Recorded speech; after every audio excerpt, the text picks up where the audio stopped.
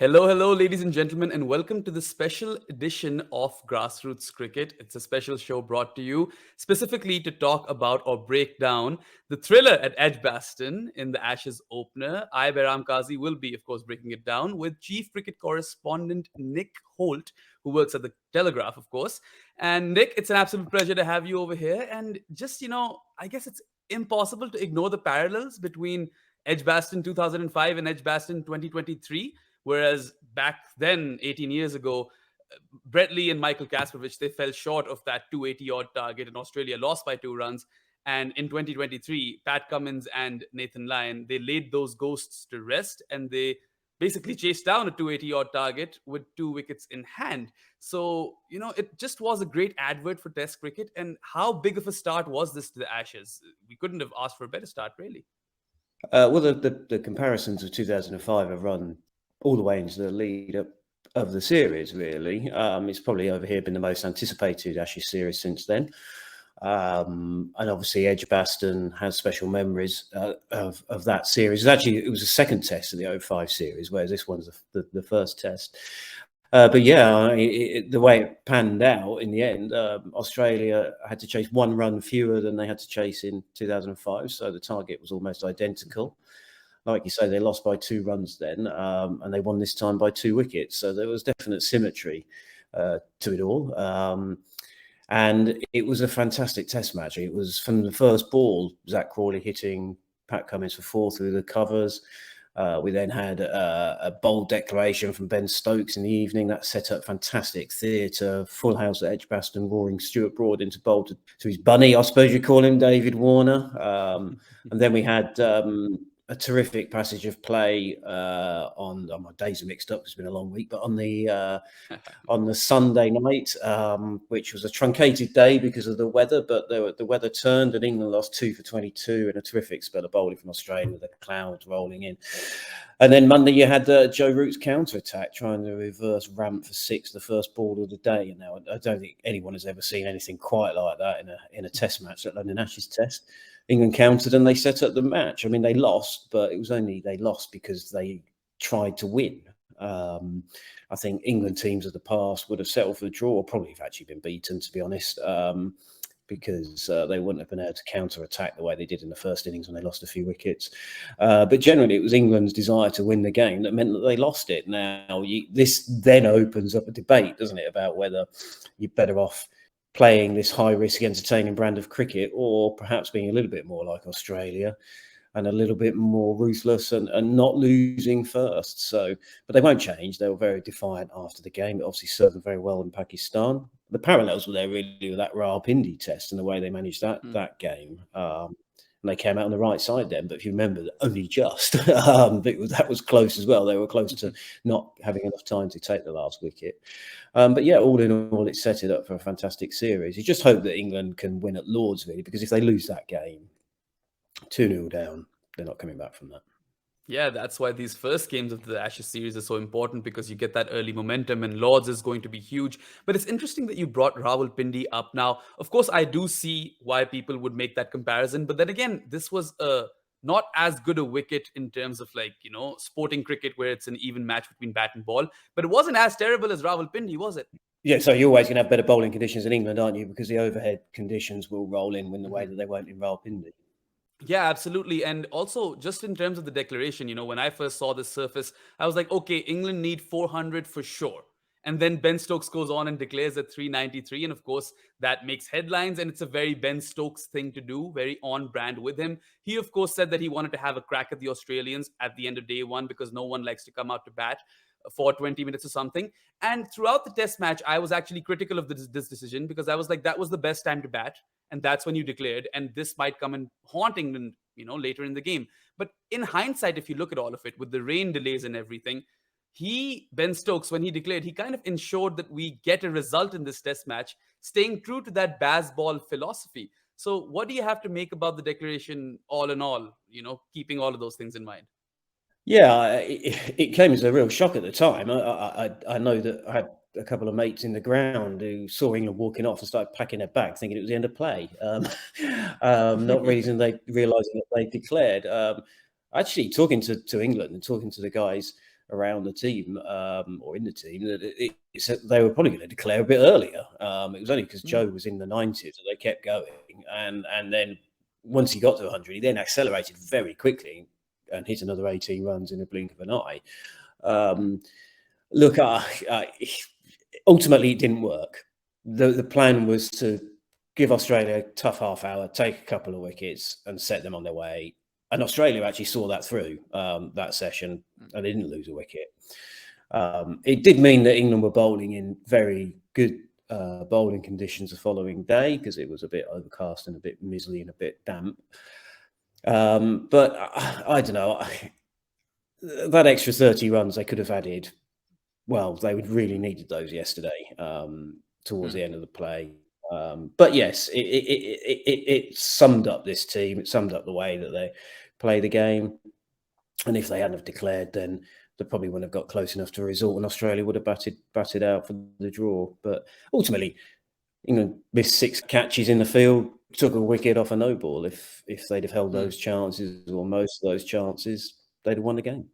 Yeah, that is very, very true. And it's interesting how, Australia also missed a host of chances in their first innings. I think they dropped 3. But then England in particular, that Jonny Bairstow fumble uh, when he could have stumped Cam Green, was it? I think, yes.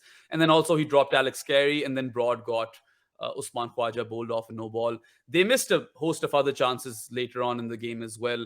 And just, in this sort of a series, do you think that England are best suited to keep with Jonny Bairstow? I know this has been a hot topic with Ben Foakes' dropping because he is arguably one of the best keepers in England, especially as far as his glovesmanship is concerned. So do you think that England should persist with Jonny Bairstow behind the stumps, or they should make room for Ben Stokes in the coming tests?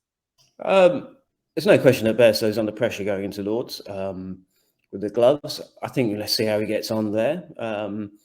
This was always going to be a difficult game for him because he's had so long out, injured. He kept it at Lords against Ireland, but it wasn't the same sort of pressure and the focus. And there was always, if you drop a catch against Ireland, there's always another chance around the corner.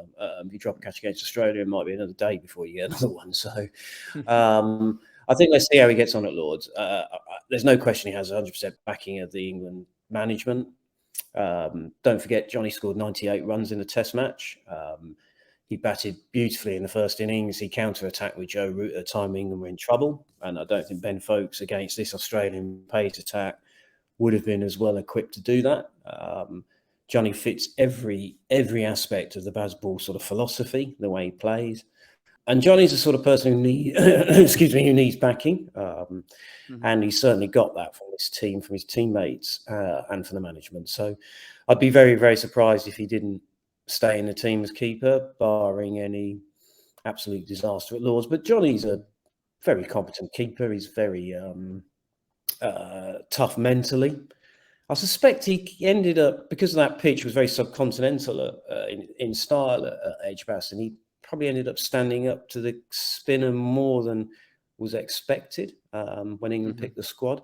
Probably be less of an issue at Lords. Lords can be a tricky place to keep. We've seen keepers, England keepers, Matt Pryor, I remember having a really difficult Test match at Lords, and quite often a lot of overseas keepers struggle there because there's a wobble. The ball wobbles through the air after it's past the bat and past the batsman and the stumps. It can be a tricky place to keep, also partly because of the slope as well.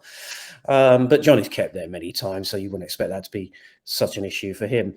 But it was a shame because he started the Test match so strongly. So he was 78 and then took a really good catch, his first chance in the Australian first innings, that then fell away. And I think he looked a little flat in the second innings when he batted. I think it was on his mind. Yeah, you mentioned how Lords can be a tricky place to keep for visiting wicket keepers. And the visiting keeper in this Ashes series is Alex Carey, who's having quite a great time out there in the middle. He's scoring tons of runs, good rearguard knocks, and he's also keeping quite brilliantly. And we could, of course, credit all of this to the Karachi pool at the Karachi Moeen pick. But then again, do you think that this is an area where Australia are, visibly better than England in this series? And yeah, what do you make of Alex Carey as a keeper? Well, he had a good game at Edgbaston. I thought he was he looked a little bit overawed in the second innings. He did try and up the tempo, because they were inert for a lot of that innings, Australia, yesterday. It was only when he got out that Cummins actually decided, I've got nothing to lose now, went for it. He kept very well. If you're doing a matchup between the two keepers, then obviously Alex Carey won the game, and he looks like he's going to be a dangerous player for England down the order to get out. And seen that before with Brad Haddin and the runs that he scored for Australia in Ashes series. Just when England thought they'd broken through, he would hang around and cause them a lot of problems. Don't really compare anyone to Adam Gilchrist, because you can't, because he was a one-off, but certainly you can see Carey being a little bit more of a more expansive Brad Haddin and hurting England. And that was important in that Test match at Edgbaston, because they did have a very long tail. I know that Ollie Robinson's comments about the 3 number 11s came back to bite him a little bit, with Lyon obviously being there at the end. But in the first innings, Boland, Lyon and Hazelwood were walking wickets. England just didn't really have the puff in the last day to bang the ball in short and knock them over, which is probably why you probably see Mark Wood playing at Lords. You saw what he was capable of in Multan on that very flat pitch there, with his extra pace, coming in and taking crucial wickets at the end of that game to win the game. So I expect he will come in at Lords almost certainly. Yeah, let's see if that happens. And I definitely do remember Multan. Some scars over there, but great viewing experience, of course. It was an absolutely amazing test and got to rub shoulders with you guys as well. But you mentioned a few things over here. First, it's the Ollie Robinson incident. I know a few Australian journalists were quite upset when he gave Usman Khawaja the send-off. And then he also made that 3 number 11s comment. But there are two schools of thought with respect to this. One is that, this shouldn't be done in this sort of setting where there's so much respect, and Usman Khawaja commands that level of respect, given the reputation that he has. And the other school of thought is that it adds a bit of spice, right? You want to see that in an Ashes series. You want to see that competitiveness. So where do you stand on all of this? Do you think that Ollie Robinson was wrong to do what he did? I think it was a bit crass and a bit unnecessary, but I'm not a fast bowler who's bent his back for a day, so I can understand the frustration coming out. I think it was just about on the right side. He didn't really follow it up again. They had a bit of an exchange yesterday, but when you read the transcript of what they said yesterday, it was pretty gentle stuff. I think it was classless. There was no need to do it. Usman Khawaja played brilliantly. There was a lot of respect for him. Joe Root went up to him straight away and slapped him on the back. But again, Joe's just stood at slip all day. He hasn't had to bend his back on a flat pudding of a pitch. So you can understand why a bowler loses his rag a little bit. And I don't think anyone's going to take any lessons or any advice from Australians when it comes to sledging. So and stepping over the line. So we'll set that their kind of pearl clutching to one side. But I think what is interesting, actually, if you notice, is that Ollie Robinson hasn't been around that long in Test cricket. He's been a part of a few controversies, though, in the short. Yeah, he's been a part of a few controversies. He's quite punchy, and he seems to have taken over that role as a sledger in chief from Jimmy Anderson. I mean, yesterday we had the quite remarkable sight of Jimmy being the peacemaker, which maybe shows that he's mellowed now. He's over 40.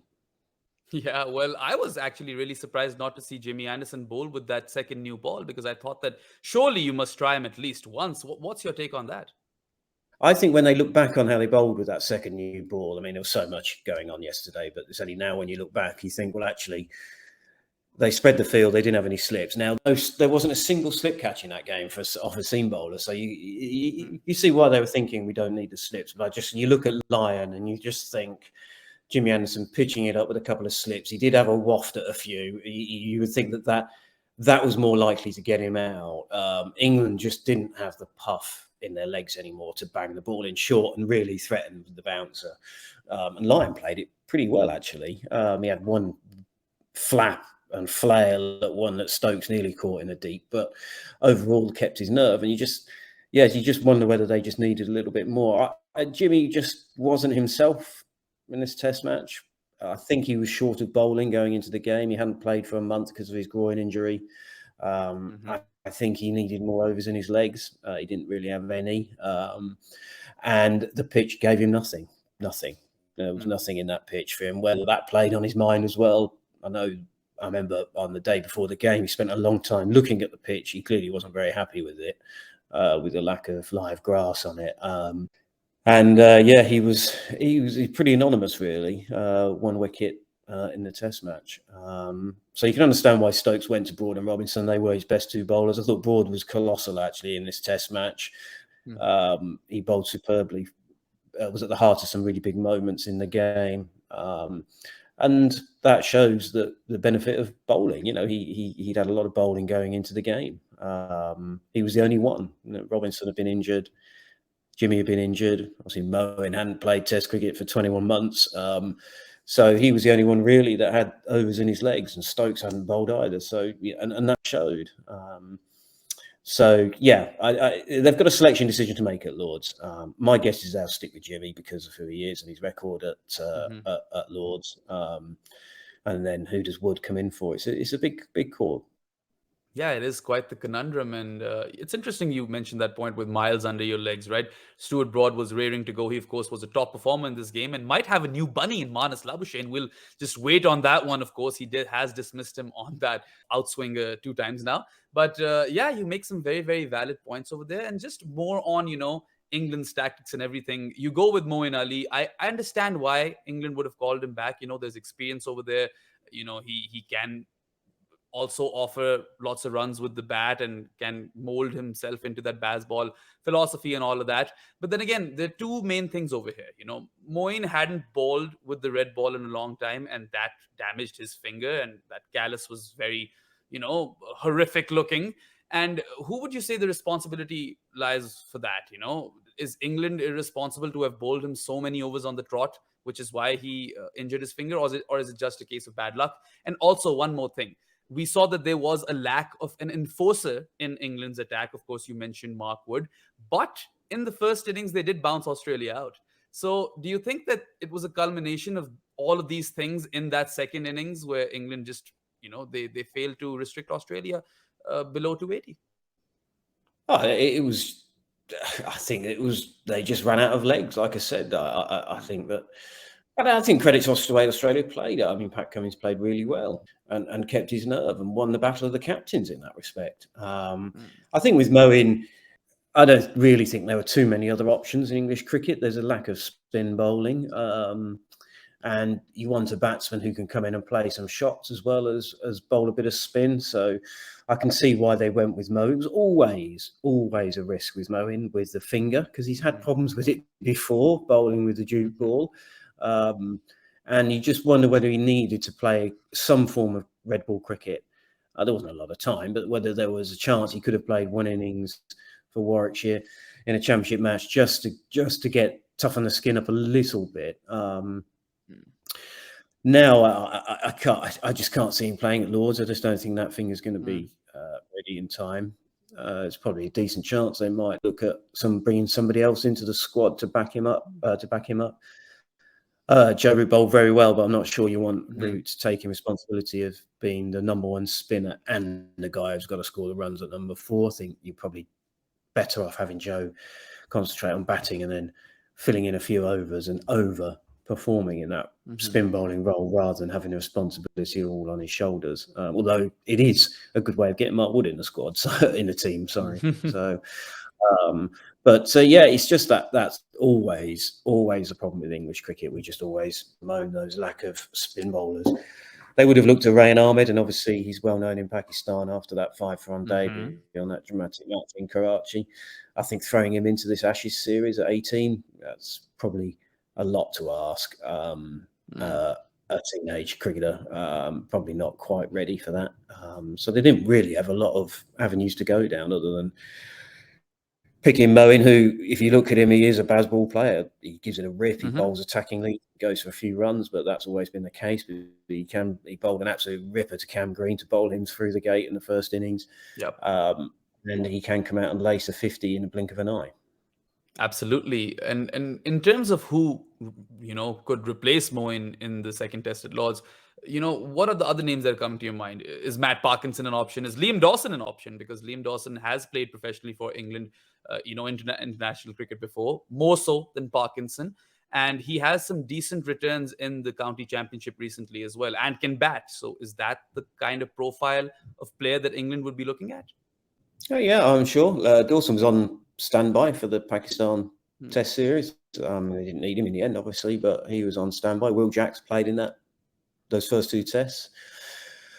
Liam Livingstone, I suppose, is another one who played in Pakistan and got injured and didn't really have much of a say in the series in the end. But again, doesn't really play red ball cricket. So what the same conundrum you've got with Mo.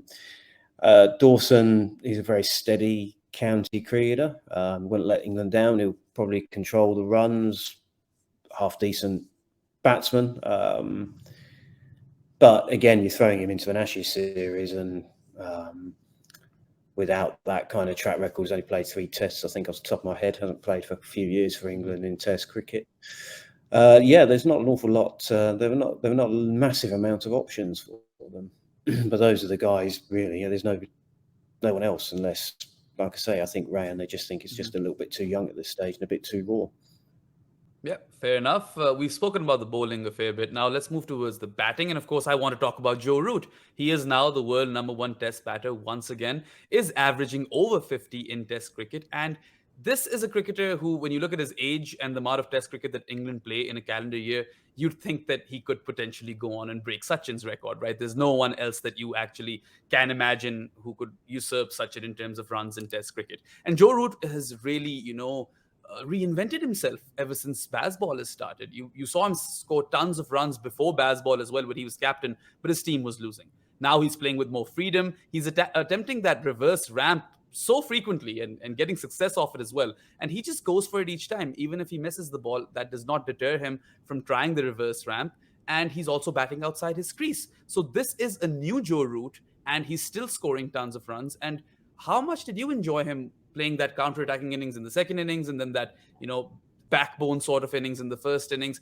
He really is on top of the world. And do you think that sky is the limit, and he could improve even more in the coming tests? I don't know whether he can improve on it, what he did at Edgbaston. I think England will just settle for the same again if they can. It's his first Ashes 100 for 8 years. The Australians have had a bit of something over him in the last couple of series, attacking that off stump at pace. And this was a slower pitch, less movement. That may have helped Joe, but he did play brilliantly in the first innings. He was Moss 400. His counter attack in the second innings was something to behold. I think that England ideally would have wanted him to stay out there a bit longer. He got stumped for the first time in his first-class career. Now that was England trying to set up a score to push the game on. But it's another one of those little things you look back on and now and think, well, would they have lost the game if that hadn't have happened? But it's just terrific to watch a really good guy, a likable person, a terrific cricketer, recover from where he was 18 months ago when he lost the captaincy after that terrible Ashes tour and lost in the West Indies, to be enjoying his cricket. And it's also quite noticeable when he's fielding now that he's very heavily involved in a lot of the decision making. He slipped back into the ranks very easily. He's very grateful that Ben was a very loyal vice captain to him and never tried to undermine him, even though you see him now that they had completely different philosophies and approaches toward the game. And he wants to do the same for Stokes. Ollie Pope is the official vice captain, but you look at the field and there's only one vice captain really, and it is Joe. He's involved, like I say, in all the decisions along with Broad and Anderson, and it's been a rebirth for him the last 18 months. Losing the captaincy is probably a relief more than anything to him. He said at first that he put the scoring, his form against New Zealand last summer down to just that relief of not having to be the bloke making all the decisions and having to answer for them. He then had a little bit of a blip against South Africa and didn't score many runs in Pakistan. Came back to life on the New Zealand tour in Wellington, where he just seemed to be pacing his innings better and not trying to go too hard too early. And he's just full of confidence. I mean, I think he said to Stuart Broad before play on day 4, I'm going to ramp the first ball. So he was always going to play that shot. This is against Pat Cummins as well. And, we forget that, don't we? It's just brilliant entertainment. Whether he can get better, I don't know whether he can get better, but like I say, England just need that consistency of performance from him.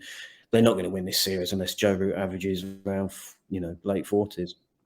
That's true. And, you can tell that the spirits are still really up in the English camp, of course. Joe Root also tweeted out that he's extremely proud of this team and loves this team. And if we just compare that to, let's say, Usman Khawaja, the star with the bat for Australia, it's two very contrasting styles, right? Joe Root just went all out attack after a certain point. And Usman Khawaja played out, 518 deliveries across, both innings, batted on all 5 days of this test match, scored 206 runs on aggregate. And this was a cricketer who a lot of people had question marks on. That can he perform in England? He was averaging around 18, I believe, in England prior to this test match. And he was also worked over by Siraj in the World Test Championship final. So all of a sudden you thought, oh, this might be the end of Khwaja. But here we are, ever since he's come back into cricket, made his comeback to the Australian national team. He, as opener, I believe in 20 minimum of 25 innings, he's averaged 68.5 or something around that, which is the most for any opener in Test cricket. And it's just his resolve that you've got to doff your hat off to, because he scored those twin hundreds at the SCG to make his comeback in that Ashes, and that too because Travis Head got COVID. And ever since, he hasn't looked back. He's scored a century in India and also more runs in India, not just that century. And then, even though Pakistan had extremely batting friendly pitches, he got runs in Pakistan. And now he's gotten, 206 runs in one test match in England. So what do you make of Usman Khwaja's, comeback into Test cricket and, the whole story and his arc in, general? And also, you were present at that presser where he brought his daughter. So tell us a little something about that as well. I think he's reached a point in his life where he has nothing to lose. And I think he's enjoying an unexpected second chance, or third or fifth, sixth, seventh or eighth chance, whatever he's on. And he shows incredible reserves of concentration, staying in his own bubble.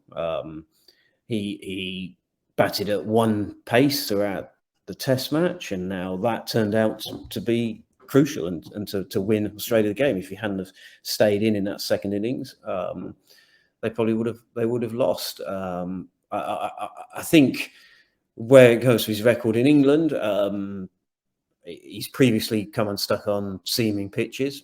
That was a very subcontinental pitch in many respects at Edgbaston, with very little seam, no real swing. So he wasn't really tested on his weaknesses that he's had shown in the past.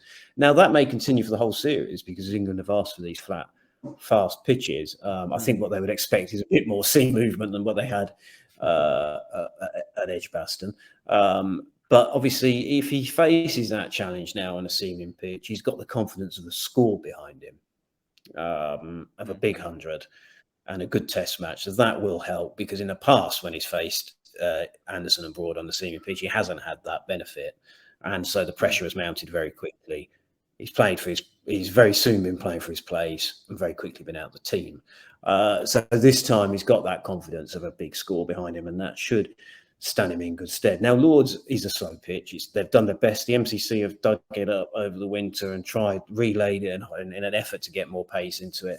But I suspect he won't be groping at thin air and facing a huge examination outside off stump at Lords either. It depends on the overhead conditions in London. That does dictate things largely. But yeah, I think you can only admire his resolve, the way he's come back. And like I say, I think he's just realised that he's got nothing to lose. Just enjoy it, and perhaps playing with more freedom for that reason. Just realises that he's just going to enjoy the last year or two of his career. And once players have that realisation, it often makes a huge difference.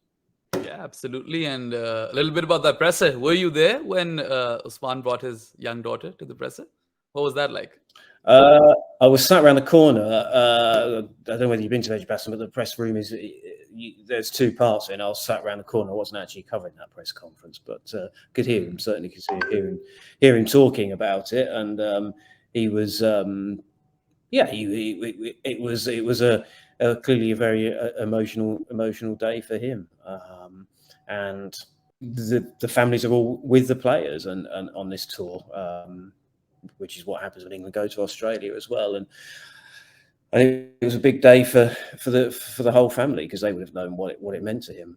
I've never seen a child come into a press conference before. I remember Owen Morgan, I think, bringing his 8-year-old nephew into a press conference at Old Trafford after a World Cup match against Afghanistan. I don't remember, he smacked about 300 sixes in that Hmm. game, Yeah, and he had his little 17, I nephew think. with him. 17 sixes. It's Yeah, still yeah, the and record. he gave his nephew his man of the match trophy. But yeah, that's the only time I can remember something like that happening. Right, right. All right, then on a closing note, I just want to revisit, the contrasting styles of both captains. Pat Cummins was quite pragmatic. Even his field settings were a little ODI-esque, and he never told his team to go out there and just hit out belligerently. In fact, they took their time. And when it came to the very end, that's when Pat Cummins, took it upon himself and just went for it. And that's kind of where he broke Bazball, because you had all of these fielders on the leg side for Ben Stokes, and even, Ollie Pope. I felt at that time that if you have like three of those guys at like silly mid on, maybe you could have more of a chance to bounce Pat Cummins out or Nathan Lyon out. But anyway, there were two contrasting styles. And of course, Ben Stokes gets a lot of credit as well. How he manufactured that dismissal of Usman Khawaja in the first innings, having all of those fielders in Usman's V and then yorking him out because he was trying to sneak one past point or backward point. Just keeping in mind the baseball philosophy of entertain first and Pat Cummins' pragmatism, which has actually brought about a result. How do you see both of these captains stack up against each other, and who do you think has got it more correct, in terms of strategy, and is better placed to win this Ashes series? Well, I think we can't really say about who's best placed just yet. Obviously, Australia 1-0 up, so you could say they are. Yeah. But let's see. There's a long of road left to run. I, I think that Australia are World Test champions. So why do they need to change their approach? England are not. Mm. They've had a good run, Yeah. but they're still recovering from a pretty low base, and so they had to try something different. I mean, Ben will never stop thinking. I mean, he's an incredible kind of captain to watch in the field. I mean, he fiddles with his fielders, he changes them constantly. He's always trying to invent a wicket or invent a new way of taking a wicket, and it's terrific to watch. Brings on Harry And Brook as well to have a ball. yeah, it brings on Harry. Yeah, no, I forgot about that. You're right. Yeah, he brings on Harry Brook to Yeah. bowl at a moment nobody expects. And like I say, there's so many of those sort of little things happening all the time. You never really know what's coming next. It must be exhausting for him to be constantly working through those things in his mind. McCullum's like that, obviously, as a captain as well himself. So they speak the same language. And you look at Ben on the field, and he's constantly talking to Anderson and Broad in particular, and Robinson, who they think's got a really sharp cricket brain, and Joe Root as well. And he's just, it's the most surprising aspect of his captaincy. We all knew he would be aggressive and attacking because quite often captains captain in the way that they play their game themselves. So we knew that he would have that kind of edge to him, but his strategizing on the field has come as the biggest, and probably as far as England team are concerned, the sort of best surprise of the lot. But he's 1-0 down in an Ashes series, so he's got to come back from that. Yeah, and I mean, he does have 11 victories in 14 test matches ever since, the Stokes and McCullum partnership has begun. So you can't just say that this is only entertain first. They've got the results to back it up. And I certainly would like to see England change nothing and go about it in the exact same way, because they are, introducing a new genre to test cricket. And this is entertaining. Like, we could not take our eyes off the TV set for all 5 days. Whoever the winner is at the end, this was a great advert for test cricket. And I for sure endorse Ben Stokes and Bazball. But anyway, thank you so much for taking out the time. You've been very generous with it, Nick. And it was an absolute pleasure to have you over at Grassroots Cricket. No worries. Thanks very much for having me on. All the best. Thank you. And thank you, viewers, as well, for tuning in. For similar content, stay tuned. Brought to you by Grassroots Cricket.